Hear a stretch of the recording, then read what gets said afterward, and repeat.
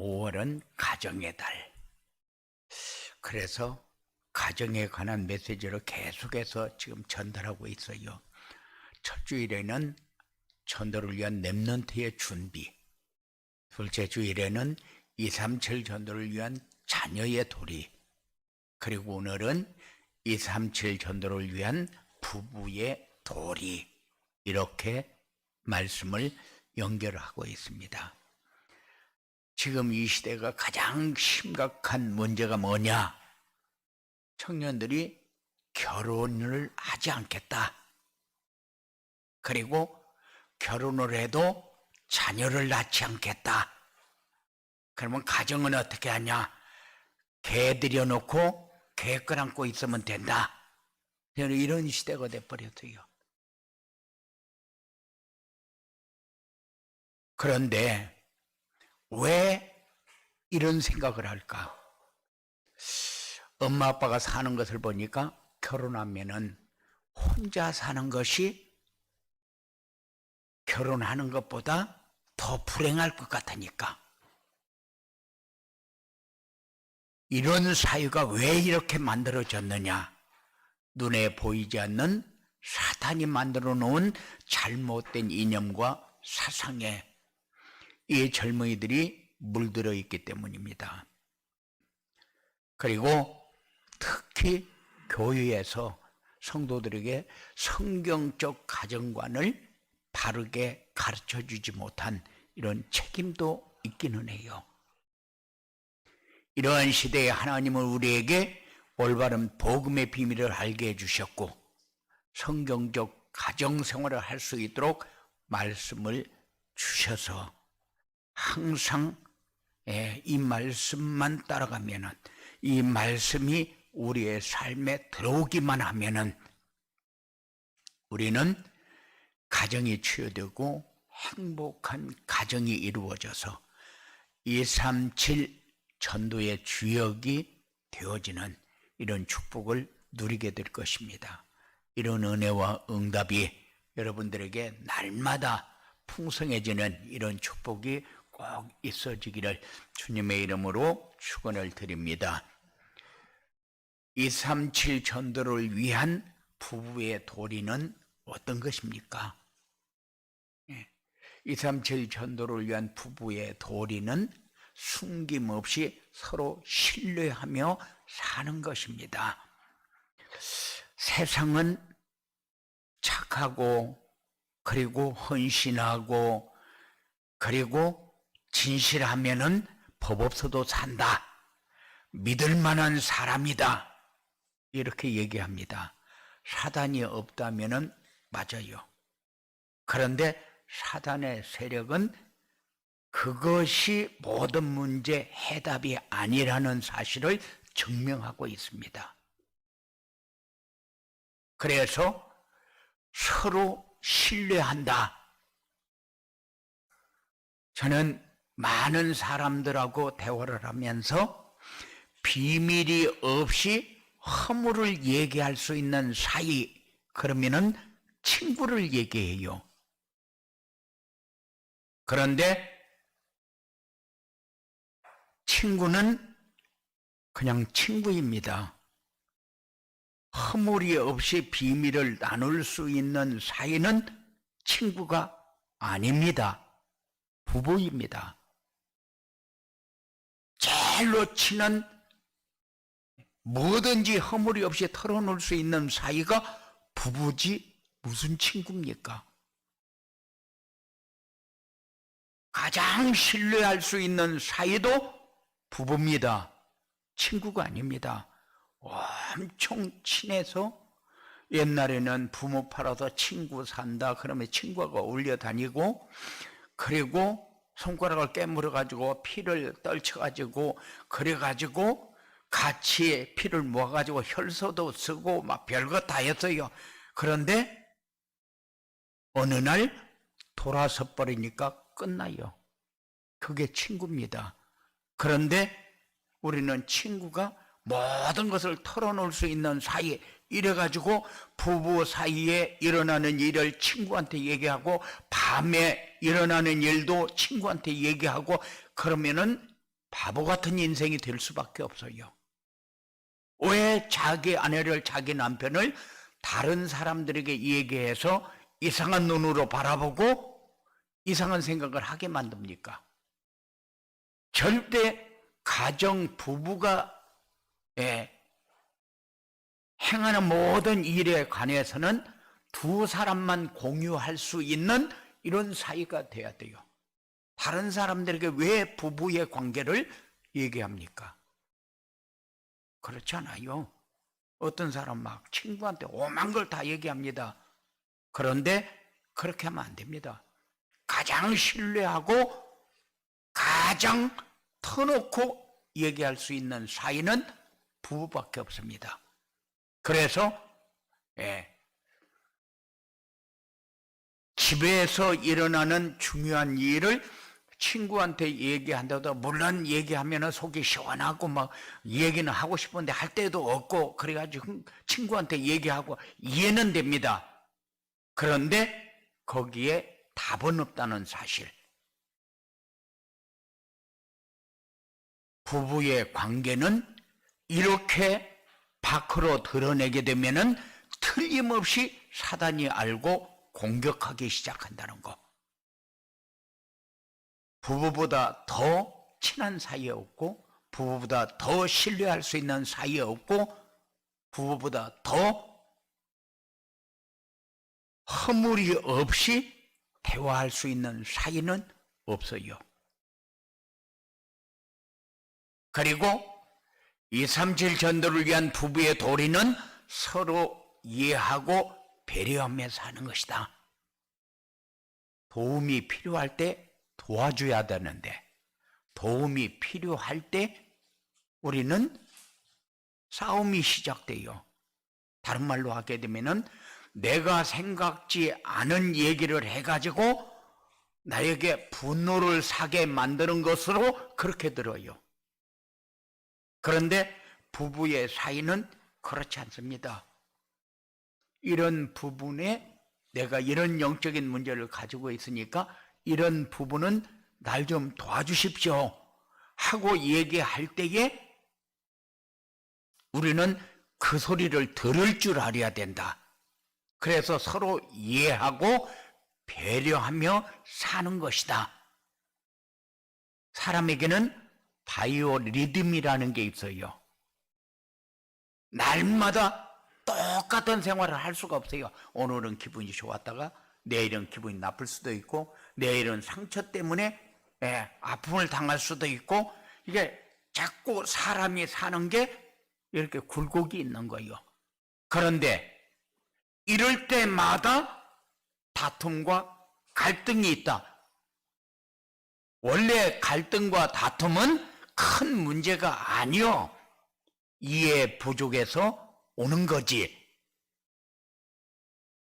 우리는 착각할 때가 수도 없이 많아요. 도움이 필요할 때, 이때에 내가 도와야 되는구나 하는 것을 알아야 되는데, 이때에 갈등이 오고, 이때에 불안이 오고, 분노가 생기고, 이건 이해 부족에서 오는 것이다.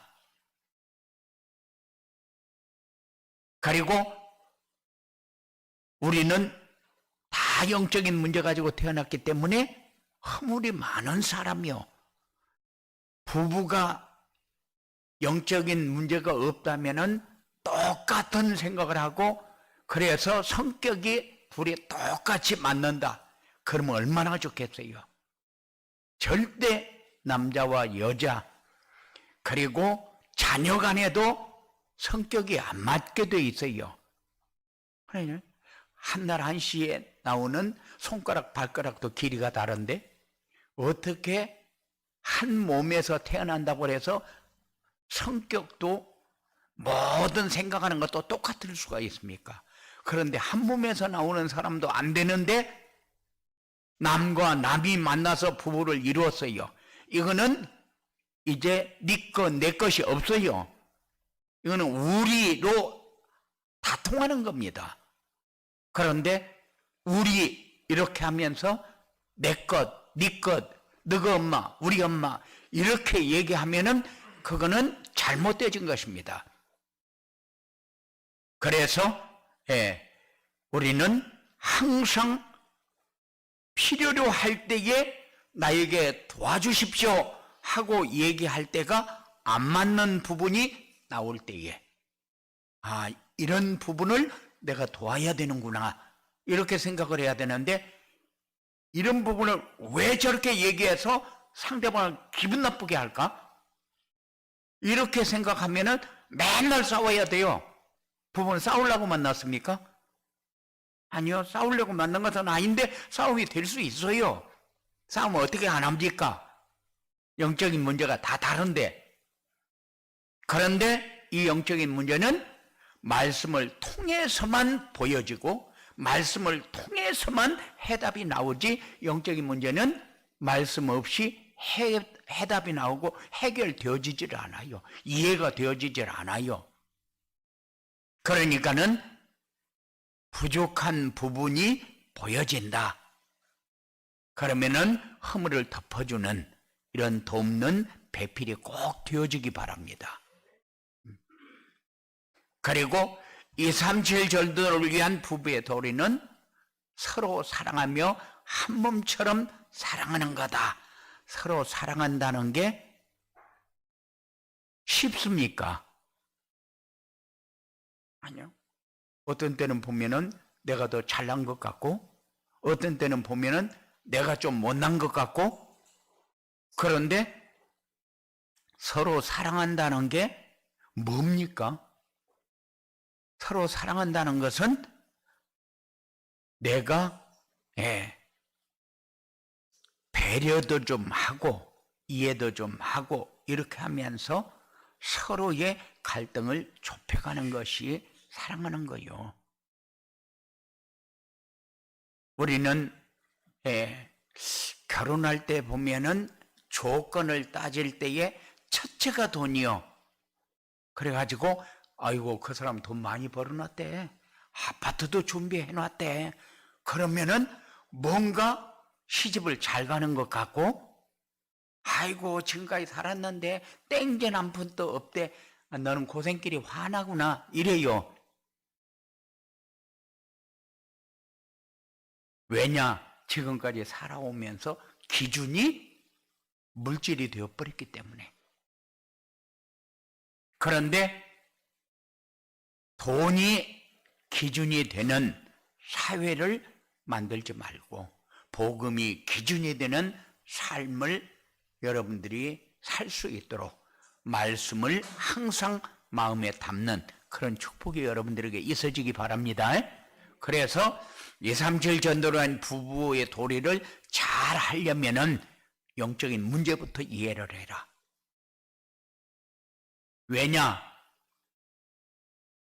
말씀만이 세상을 어떻게 살아가야 되고 문제는 어떻게 살아야 해결해야 되고 삶은 어떻게 살아야 되는가, 말씀에만 있지 세상 방법 가지고는 없어요. 절에서는 무소유 그러면 되는 줄로 착각합니다. 무소유 하면은 사단의 역사 속으로 들어가요. 절대 그거는 성경하고 이치가 맞지 않는 거요. 무소유 하면 구원받습니까? 무소유 하면은 사단의 세력이 떠납니까? 절대 그렇게 되지 않아요. 그래서 영적인 문제가 해결되어지는 길은 발견되어지는 길도 말씀이고 해결되어지는 길도 말씀밖에 없어요. 말씀을 통해서만 알 수 있는 겁니다. 영적인 문제는 태어나면서부터 가져 나온 문제. 그런데 우리는 생활 습관이 물질이 되어버렸기 때문에, 그래서 돈이 기준이 되고 때에 따라서 이 사람은 돈은 없는데 배운 것이 많다더라. 그러면 배운 것을 가지고 세상을 사는데 그렇게 크게 도움이 됩니까? 그렇게 크게 도움이 안 돼요. 젊을 때는 도움이 많이 됩니다. 30대만 돼도. 그냥 40대, 50대 가면은 다 배운 사람이나 못 배운 사람이나 똑같아요. 그러니까는 그것이 기준이 되면은 여러분들의 삶은 불행해진다. 어떻게든지 그래도 남부럽지 않게는 살아야지. 남부럽지 않게 사는 길은 복음이 나의 복음, 오직이 될 때에, 복음으로 올 아웃이 될 때에, 복음으로 올 체인지 될 때에 세상에 부러운 사람도 없고 두려운 사람도 없이 됩니다. 그래서 우리는 자칫 잘못하면 내가 가지고 있는 것 때문에 과시할 때도 있어요. 내가 조금 더 많이 버는 것 때문에 내가 우월감을 가질 수도 있어요. 그런데 그렇게 되면은 가정의 평화는 이미 무너지고 있는 겁니다. 그렇지 않아요. 하나님이 주실 때에 맡겨주시는 거요. 어떤 때는 보면은 참 불만이 많았어요. 왜냐하면은 우리 큰누님이 결혼을 해서 사는데 우리 매형은 한 번도 10원짜리 벌어다가 집에다가 보탬이 되는 법이 없었어요. 그리고 우리 누님이 돈을 다 벌어오면은 그 돈을 또 틈만 나면 형제간들 갖다 주고 이렇게 해가지고 굉장히 어렵게 사는 것을 봤어요. 그럴 때에 나는 잘못된 생각을 가지고 왜 남자가 돼가지고 돈을 하나도 못 벌고 저러고 있을까? 작게 배웠으면 작게 배워서는 그런다고 하고, 또 취직을 할 수 없으면 취직을 못해서 그런다고 하고, 그런데 다 조건은 최고의 조건을 갖추고 있는데 돈은 10원짜리 하나도 못 벌고 왜 이렇게 살까? 이런 생각을 많이 했어요. 그런데 그때에 내가 왜 그런 생각을 했을까? 이렇게 생각해 보면은 기준이 돈이고 지식이고 성공이었어요. 그런데 모든 계획은 하나님의 말씀 속에 있다는 사실을 몰랐어요. 모태신앙 아닙니까? 그런데도 한 번도 우리 누님 불평불만하는 것 못 봤어요. 그러니까는 가정이 평화하지, 만일 불평불만하면은 가정의 평화는 아마 어려울 겁니다. 그래서 복음이 오직이 돼야 모든 문제가 끝나버리고 세상에 부러운 것이나 두려운 것이 없게 그렇게 돼버립니다. 그래서 나는 하나님 앞에 쓰임받는 나. 그래서 여러분들이 살 때에, 일을 할 때에, 어떤 사람을 만날 때에 꼭 생각하는 게 나는 하나님 것이다. 하나님의 일을 하러 간다. 하나님의 사람으로 가는 것이다. 이렇게 마음으로 생각을 하고 움직이시기 바랍니다. 그럼 내가 일을 하러 가는데 하나님이 나에게 주신 일을 하는 것이지, 내가 얼마큼 벌어가지고 얼마큼 벌어야 살고 이런 착각하지 말고 사시기 바랍니다.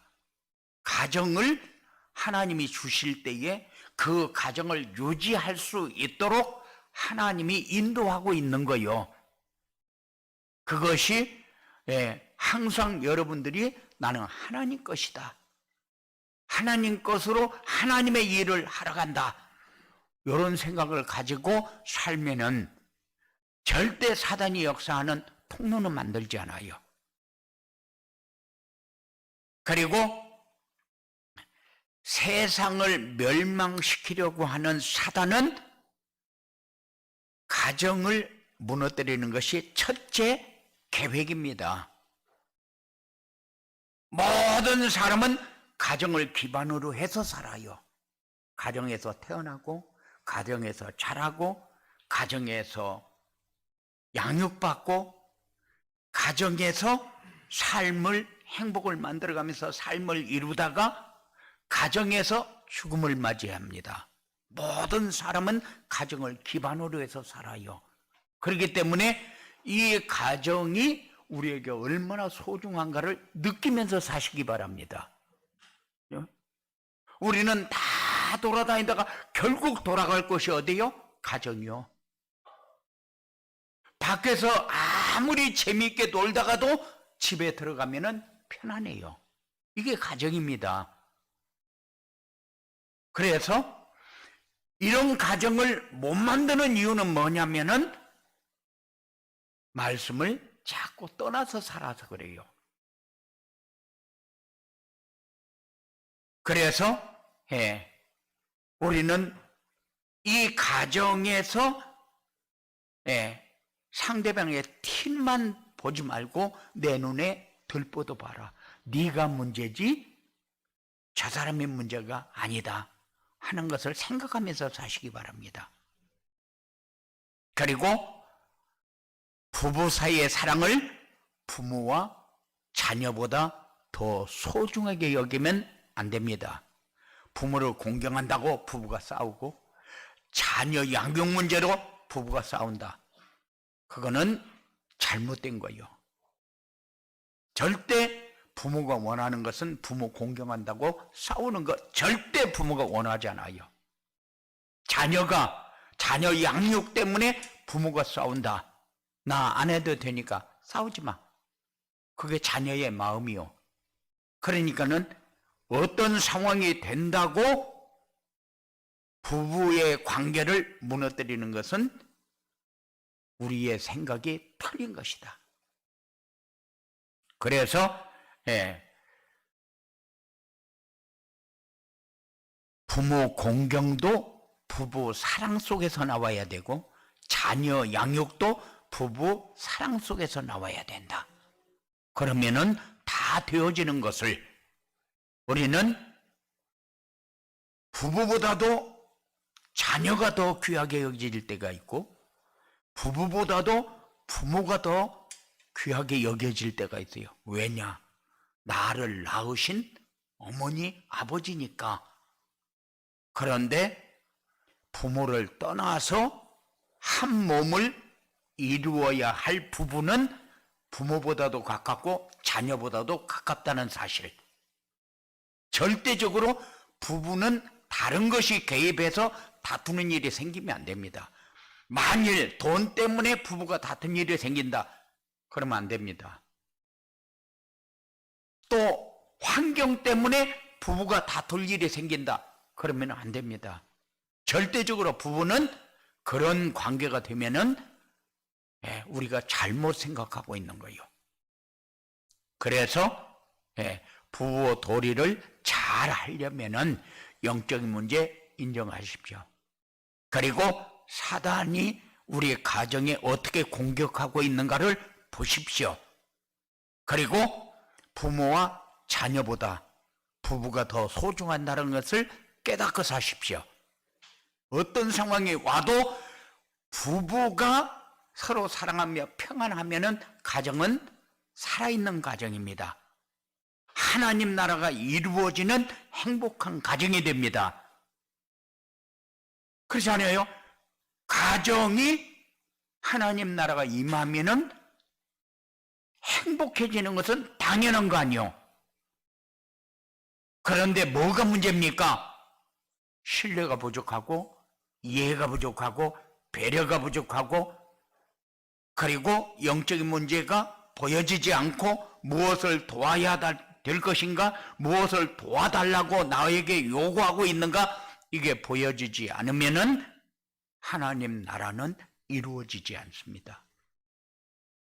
항상 잘못된 모습이 자꾸 보여진다. 그러면은 티만 보고 있는 거예요. 티만 보지 말고 내 눈에 들보도 볼 수 있는 그런 축복이 여러분들에게 있어지기 바랍니다. 분명히 하나님이 우리에게 언약의 말씀을 주어 놓고 그 언약의 말씀을 성취해 갑니다. 그런데 이 말씀이 성취되어지는 응답을 여러분들이 꼭 받는 이런 축복이 되어지기 바랍니다. 올해 237 전도를 위한 응답의 현장, 이 말씀을 언약으로 주셨어요. 그래서 선포되는 모든 말씀은 237 전도를 위한 응답의 현장으로 축복이 되어지는 말씀이 선포되어집니다. 그래서 선포된 말씀을 믿고 따라가야 모든 현장이 응답의 현장이 되지, 선포된 말씀을 따라가지 않으면 모든 현장이 응답의 현장이 되지 못합니다. 그래서 선포된 말씀을 믿고 따라가면 모든 현장이 응답의 축복을 누리는 현장이 되어질 것입니다. 이런 축복이 여러분들에게 있어지기 바랍니다. 순종하는 모든 성도들의 가정이 237 전도를 위한 응답의 현장이 되어질 것입니다. 그래서 올해에 여러분들이 걸어가야 할 길, 말씀을 받으면서 무엇을 위해서 저 말씀을 내가 받고 있는가 하는 것을 항상 마음에 담고 그 말씀이 성취되어지는 응답 속에서 최고의 축복을 누리고 승리하는 이런 축복이 여러분들에게 있어지게 되기를 주님의 이름으로 축원을 드립니다. 고마우신 아버지 하나님 감사합니다. 부부의 도리가 이렇게 소중한데 우리의 가정이 항상 부부가 우리가 돼야 되는데 너는 너고 나는 나고 이렇게 해서 문제가 만들어지고 있는 이 현장에 우리가 들어가 있는 사람이 아니라 우리는 우리 가정에 우리가 함께하는 축복을 누리는 이런 우리의 가정을 만들어갈 수 있도록 주님께서 역사하여 주시옵소서. 말씀이 성취되는 응답 자리에 서게 하시고 말씀이 살아있는 가정이 되어져서 늘 말씀 포럼을 하면서 하나님의 은혜를 풍성하게 누릴 수 있는 축복이 되어지도록 주장하여 주시옵소서. 예수님 이름으로 기도드리옵나이다.